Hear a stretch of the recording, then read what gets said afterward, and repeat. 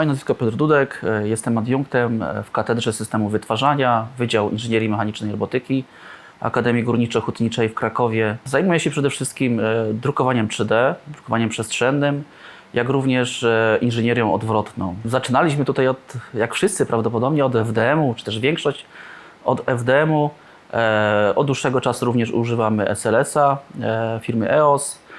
Mamy również drukarkę do 3DP firmy Z Corporation, która w tej chwili już nie istnieje.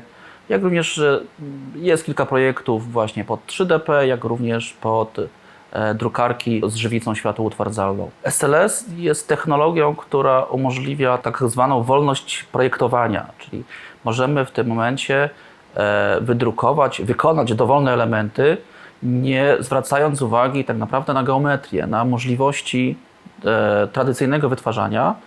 Tutaj w tej technologii jest możliwe wykonanie dowolnego elementu o dowolnie skomplikowanej strukturze zewnętrznej, wewnętrznej. Największe problemy tutaj są związane tak naprawdę z ceną maszyny, z dostępnością tych usług, jak również z czasem, dlatego że ta technologia niestety jest troszeczkę wolniejsza porównując do innych rozwiązań.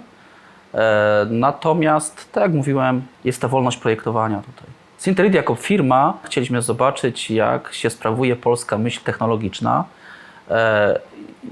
Ja również zajmuję się tą technologią SLS i tutaj chcieliśmy zobaczyć, czy istnieje dla nas możliwość jak gdyby wykorzystania takiej maszyny. Jest to dużo tańsze rozwiązanie, porównując do dużych maszyn SLS.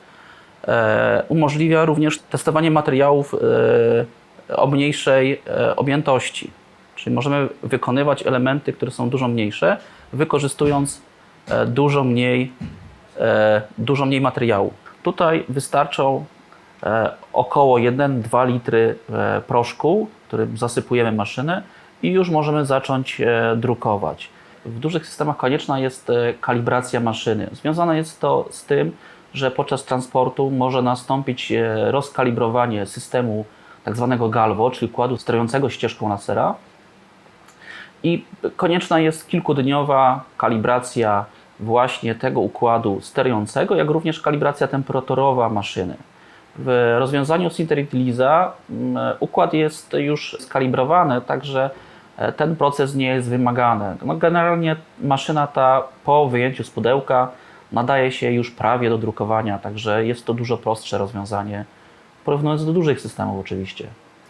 Jeżeli chodzi o możliwość zastosowania takiego systemu, ma ona sens, ma zastosowanie dla użytkowników, którzy wymagają dużej dokładności wydruków. Niedużych elementów o niedużej objętości, natomiast dokładnych, w miarę szybko wykonywanych, jak również o większej wytrzymałości w porównaniu do tradycyjnego systemu np. FDM czy też SLA.